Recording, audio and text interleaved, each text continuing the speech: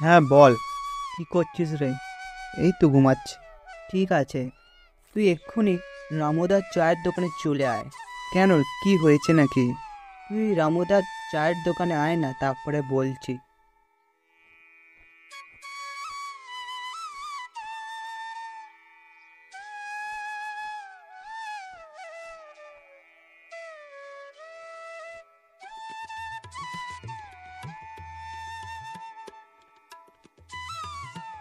হ্যাঁ বল, এত তাড়াতাড়ি কেন ডাকছিলিস? আগে এখানে বস, চা খা, তারপরে বলছি। এবার বল, কি হয়েছে? আসলে পরীক্ষা তো শেষ হয়ে গেছে, ছুটিয়ে পড়ে গেছে কলেজে। এবার কি করবি ভাবছিস? আমি ঠিক করেছি, কয়েকদিন আমার এক মামার বাড়িতে যে কাটিয়ে আসবো।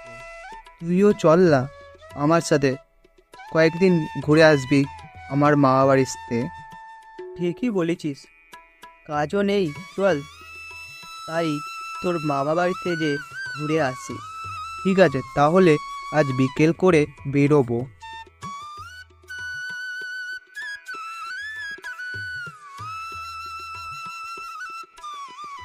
ও নিজে বলল তাড়াতাড়ি বেরোবি, ওর নিজের মামা বাড়ি যাব, কিন্তু ওর নিজেরই পাত্তা নেই। একবার ফোন করে জিজ্ঞেস করি কখন বেরোবে। কী রে, কতক্ষণ লাগবে তো বেরোতে? তাড়াতাড়ি আয়, দেরি হয়ে যাচ্ছে।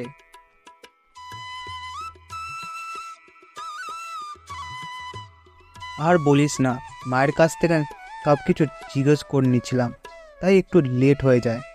কাকিমার কাছ থেকে সব কিছু জেনে নিয়েছিস তো?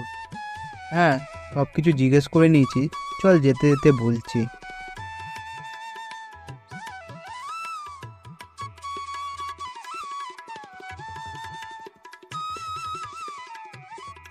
এখান থেকে ট্রেনে করে পলাশপুর স্টেশনে যেতে হবে। তারপরে সেখান থেকে একটা অটো করে পলাশপুর গ্রামে পৌঁছাতে হবে। সেখানে গিয়ে বটকৃষ্ণ রায় বললেই সবাই দেখিয়ে দিবে বাড়িটা। আজ অনেক দিন পর মা বাড়ি যাচ্ছি, তাই বলে মনের মধ্যে আলাদা একটা আনন্দ কাজ করছে।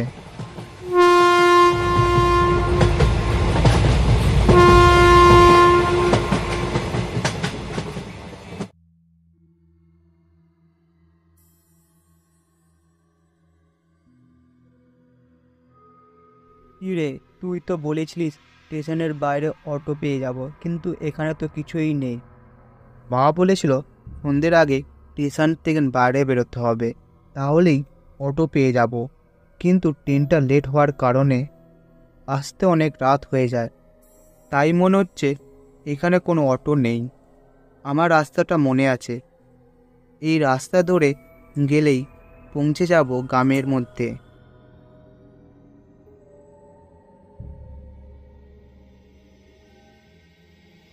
কিছুক্ষণ পর পেছন থেকে কিছু একটা আসার আওয়াজ শুনতে পেতে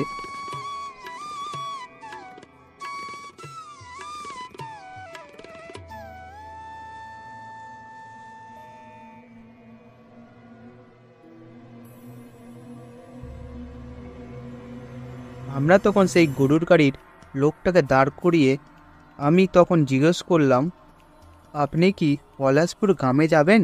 শহর থেকে এসেছি, সেরকম করে কিছুই চিনি না, আপনার যা ভাড়া হবে তার বেশি দিয়ে দেবো, আপনি আমাদের একটু নিয়ে চলুন। আমিও তো ওই গ্রামের দিকে যাইতেছি। ঠিক আছে, চলুন আপনাদের ওই গ্রামে পৌঁছে দেব।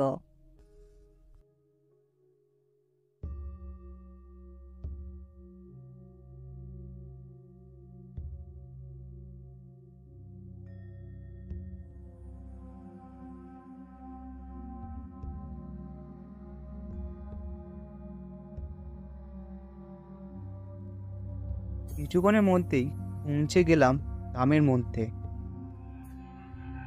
আচ্ছা বলুন দাদা, কত ভাড়া দেব আপনাকে? লোকটা তখন বলছে, ভাড়া দিতে হবে না বাবু, আর আপনারা এখানে খাড়া রয়েন না, এখান থেকে চইলা যান।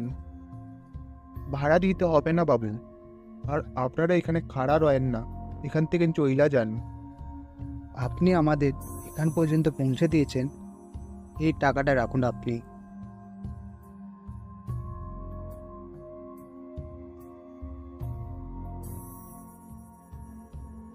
গ্রামের মুখে একটা চায়ের দোকানে যে জিজ্ঞেস করলাম, আচ্ছা দাদা, এখানে পটকৃষ্ণ রায়ের বাড়িটা কোথায় বলতে পারবেন? এই তো 3টে বাড়ির পর বটকৃষ্ণদার বাড়ি। লোকটাকে ধন্যবাদ জানিয়ে সেখান থেকে যেতে লাগলাম।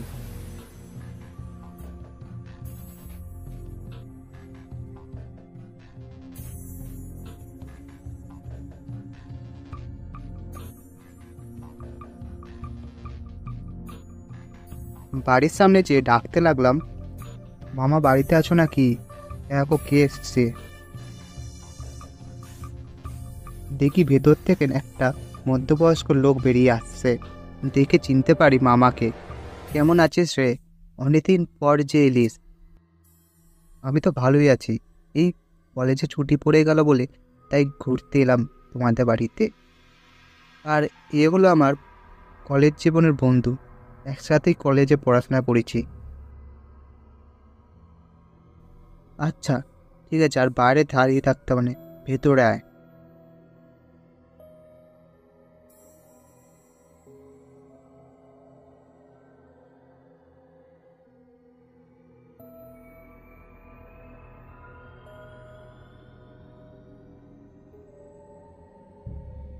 এই ঘরের মধ্যে বস তোরা, তোদের জন্য খাবারের ব্যবস্থা করছি।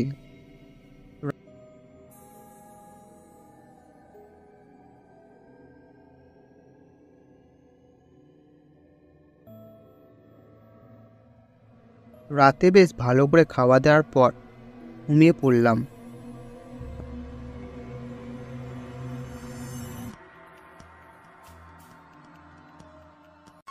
সকালবেলা ঘুম থেকে উঠে বেরিয়ে পড়লাম গ্রামের মধ্যে ঘুরতে।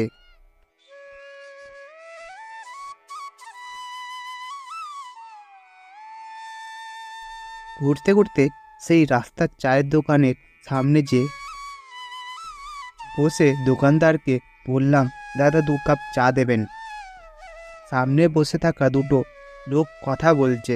শুনতে পাই তারা বলছে, বুঝলি তো, কয়েকদিন ধরে জঙ্গলের রাস্তার কেউ যদি আসা যাওয়া করে তাদের হত্যা হচ্ছে। ঠিকই বলেছিস, এই কারণেই তো কেউ আর মন্দির পর রাস্তায় এদিক ওদিক ঘোরাঘুরি করে না। আর আমি তখন কথাটা শুনে একটু অবাকই হলাম, কারণ আমরা গতকাল রাতে ওই রাস্তাতেই এসেছি। আমরা তো সেরকম কিছু দেখতেই পাইনি। তখন আমি এই লোকগুলোকে উদ্দেশ্য করে বললাম, আপনারা কি বলছেন?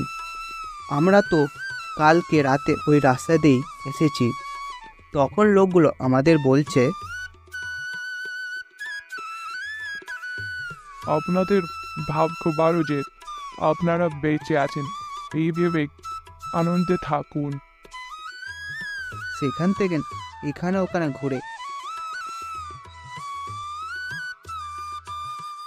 সন্ধ্যের দিকে ঘরে ফিরে আসি।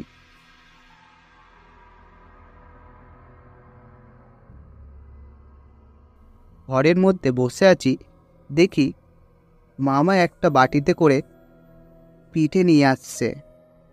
এনে তোদের জন্য পিঠা বানিয়েছে মামি। পিঠেটা খেতে খেতে জানলার দিকে যে দাঁড়াই, দেখি যে একটা মেয়ে দাঁড়িয়ে আছে কিছুটা দূরে। দেখি মেয়েটা আমাকে ডাকছে, ওই এইখানে আয় তো, একটা মেয়ে দাঁড়িয়ে আছে আর আমাকে ডাকছে।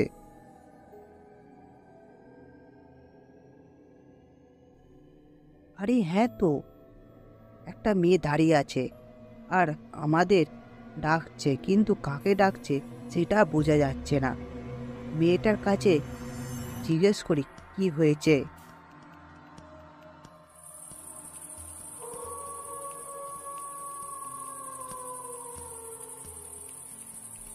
আরে মেয়েটা তো এখানেই ছিল, কোথায় গেল? ওই তো মেয়েটা জঙ্গলের দিকে যাচ্ছে। চল মেয়েটার পিছনে যাই। কেন ডাকছিল? কোথায় যাচ্ছে? আর জঙ্গলের দিকে কেন যাচ্ছে? কোনো সমস্যা হয়েছে নাকি?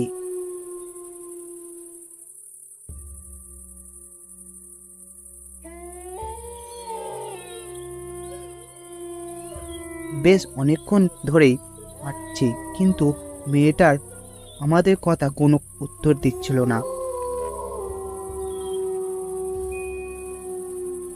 দেখতে দেখতে জঙ্গলের অনেক ভেতরেই চলে আসি। শুনতে পাই যে পিছন দিক দিয়ে একটা কারো চেনা গলা আসছে, আর সে আমাদের দাঁড়ানোর জন্য বলছে। বাবু বাবু, আপনারা ওই মেয়ের পেছনে যায়েন না। ও কোনো মানুষ না, ও একটা অতৃপ্ত আত্মা। আপনি কি করে জানলেন ও কোনো মানুষ না? কারণ ও যখন মরে যায় তখন আমাকে নিয়েও মরে যায়। তাই জন্য আমি এখানে কোনো মানুষকে দেখে বাঁচানোর জন্য ছুটে আসি। আপনি কি বলছেন? আপনি তো আমাদের সামনে দাঁড়িয়ে আছেন আর বেঁচেও আছেন। কথাটা শেষ না হতে হতেই লোকটা চাদরটা সরিয়ে দিল মুখ থেকে। দেখি যে লোকটার চোখ দিয়ে রক্ত ঝরে পড়ছে। বাবু বাবু, আপনারা দাঁড়ান, আমাকে ঋণী করে রেখে যাবেন না। টাকাটা নিয়ে যান, আমাকে ঋণী করে যাবেন না।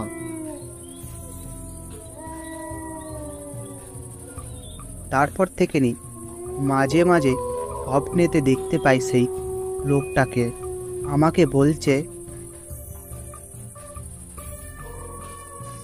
বাবু আমাকে ঋণী করে রেখে যাবেন না, টাকাটা নিয়ে যান।